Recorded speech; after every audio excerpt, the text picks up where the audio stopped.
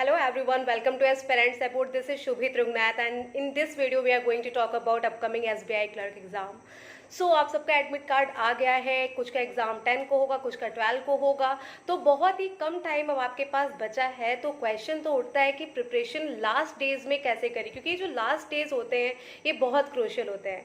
I know that this is unexpected because we were expecting this exam to be held in late July because ये already postpone हो चुका था, लेकिन ये अब टाइमली कंडक्ट करा रहे हैं। That is a good thing. अब इतने क्रूशियल टाइम पे जब ये प्रीलिम्स करा सकते हैं तो ऑब्वियसली ये 31 जुलाई को मेंस भी कंडक्ट करा सकते हैं। So be prepare for that as well. अब आपका प्री एग्जाम होगा, फिर मेंस होगा, तो पहले आपको प्री पे फोकस करना है। मेंस के लिए अभी तक आपने जितना साइड में पढ़ा है वो इनफ है अभी के लिए। अभी आपको प्री पे कंसंट्रेट करना बहुत ज़रूरी है, क्योंकि हम प्री को टेकिंग फॉर ग्रांटेड नहीं ले सकते हैं because pre is all about speed. मैंने कई बार आपसे कहा है कि प्री में स्पीड चेक करते हैं, मेंस में नॉलेज चेक करते हैं। स्पीड आपकी तभी बनेगी जब आप प्रैक्टिस करोगे। For that you need to give mock test, at least 1 mock test तो देना ही है, बट आपको 2 भी आप एक दिन में दे सकते हो अगर आप सुबह शाम मॉक टेस्ट दे के उसे पूरा एनालिसिस कर पाओ तब। अब देखो मॉक टेस्ट किसका दे, ये क्वेश्चन सबसे ज़्यादा स्टूडेंट्स का रहता है। आप किसी का भी मॉक टेस्ट दे सकते हो। मैं ग्रेडअप का सजेस्ट करती थी हमेशा। मैं स्मार्ट कीड़ा का भी मैंने बहुत देखा कि कई लोग सजेस्ट कर रहे हैं, तो मैंने खुद सोचा कि पहले मैं दे के देखूँ कि स्मार्ट कीड़ा के जो होते हैं टेस्ट वो कैसे होते हैं। तो मैंने अटेम्प्ट किया, तो वो मैच कर रहे हैं, जैसे ग्रेडअप का है वैसे ही है, तो वो भी आप दो तो अच्छा है। तो स्मार्ट कीड़ा ग्रेडअप दोनों की जो टेस्ट मैंने देखे, मॉक देखे, वो मतलब सेम है, ज़्यादा कुछ डिफरेंस नहीं है। मतलब स्मार्ट कीड़ा का भी अच्छा है, वो भी आप दे सकते हो। मुझे अगर चॉइस मिले तो मैं वो भी दे सकती हूँ और ग्रेडअप भी दे सकती हूँ, कोई टेंशन नहीं है। तो फिलहाल के लिए तो मैं इन दोनों का ही जानती हूँ, बाकी और किसी का मैंने मॉक नहीं दिया है, तो बाकी मैं सजेस्ट भी नहीं कर सकती। स्मार्ट कीड़ा का मैंने बहुत सुन रखा था, इसलिए मैंने आपको सजेस्ट करूँ या नहीं इसलिए मॉक दिया। तो आप वो भी दे सकते हो, वो भी प्री के लेवल के क्वेश्चंस दे रहे हैं, अच्छे क्वेश्चंस दे रहे हैं। तो अगर मैं सब्जेक्ट वाइज बात करूं तो आपको पता है एसबीआई क्लर्क में 20-20 मिनट आपको स्पेंड करने ही है, जहां पे इंग्लिश में आपको कॉम्प्रिहेंशन मिलना ही है, क्लोज टेस्ट मिलना ही है, पैरा जंबल आपको मिलेगा ही मिलेगा, फिलर्स या डबल फिलर्स आपको मिलने ही हैं। ये सर्टेन चीज़ें हैं जो आपको पता है कि डेफिनेटली एग्जाम में पूछी जाएगी। अब आपको डेली 2 से 3 कॉम्प्रिहेंसिव सॉल्व करने स्टार्ट कर देना चाहिए, इससे आपको पैटर्न समझ में आ जाएगा। पैरा जंबल को आपको प्रैक्टिस करना चाहिए, फिलर्स प्रैक्टिस करना चाहिए, वोकैबुलरी बढ़ाने के लिए एडिटोरियल रीडिंग आपको कंटिन्यू रखनी चाहिए, उसकी कंटिन्यूटी ब्रेक नहीं होनी चाहिए। इंग्लिश की बात हम कर रहे हैं। और अगर हम बात मैथ्स की करें तो आपको सिंप्लीफिकेशन हो गया, अप्रोक्सीमेशन हो गया, क्वाड्रेटिक इक्वेशन हो गया, डीआई हो गई, इसकी प्रैक्टिस करना चाहिए, क्योंकि ये चीज़ें सर्टेन आनी ही आनी है, इसमें कोई इफ और बट नहीं है। रीजनिंग के लिए पजल और सिटिंग अरेंजमेंट जितना प्रैक्टिस हो सके करिए। नॉर्मल टाइप की पजल 1 से 2 मिनट में सॉल्व करने का ट्राई करिए। जो थोड़ी सी हाई लेवल है, जिसमें ज़्यादा चीज़ें हैं, उसे आप मैक्स टू मैक्स 5 मिनट में सॉल्व करना आप प्रैक्टिस करिए एनी हाउ। क्योंकि आपका अगर मैं रीजनिंग की बात करूँ तो 20 से 25 मार्क्स आपके पजल और सिटिंग अरेंजमेंट कवर कर रहा है। अब बचा क्या फिर आपके पास 10 नंबर बचा, वो आप ब्लड रिलेशन से ले आओगे, कोडिंग डिकोडिंग से ले आओगे, डायरेक्शन से ले आओगे। बाकी जो मेजॉरिटी पोर्शन है वो तो आपका सिटिंग और पजल के पास है।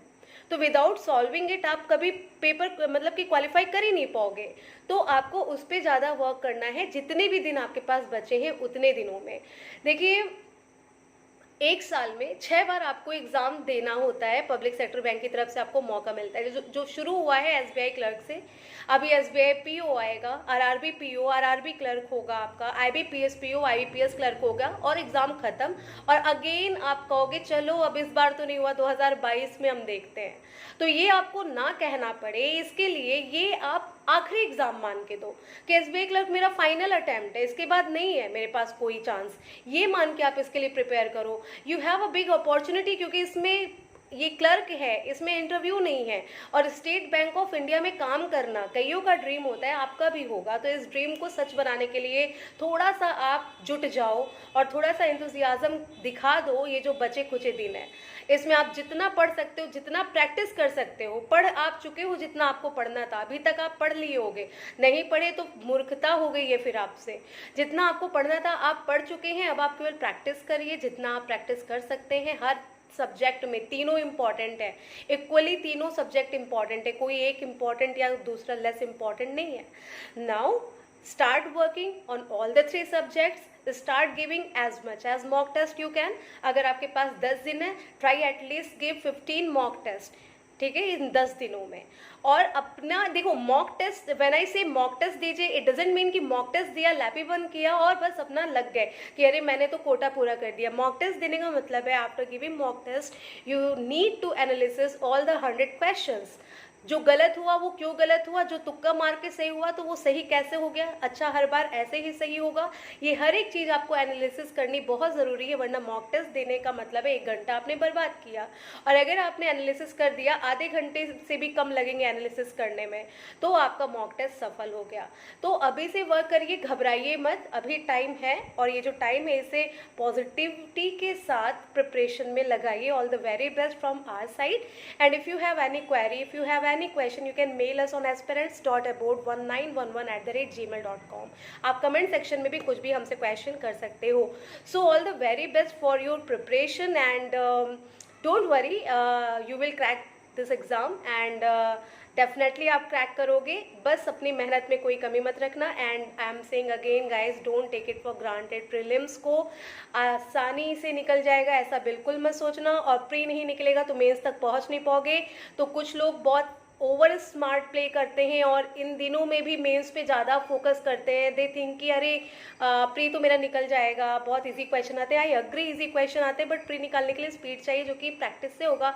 So don't act over smart और इसे मतलब टेक इट फॉर ग्रांटेड ना लेके इस पर भी वर्क करें, इसको भी उतना ही सीरियसली ले, क्योंकि अगर प्री ही नहीं निकलेगा तो आप मेंस दे ही नहीं पाओगे। इतना प्रिपेयर करके आप क्या करोगे।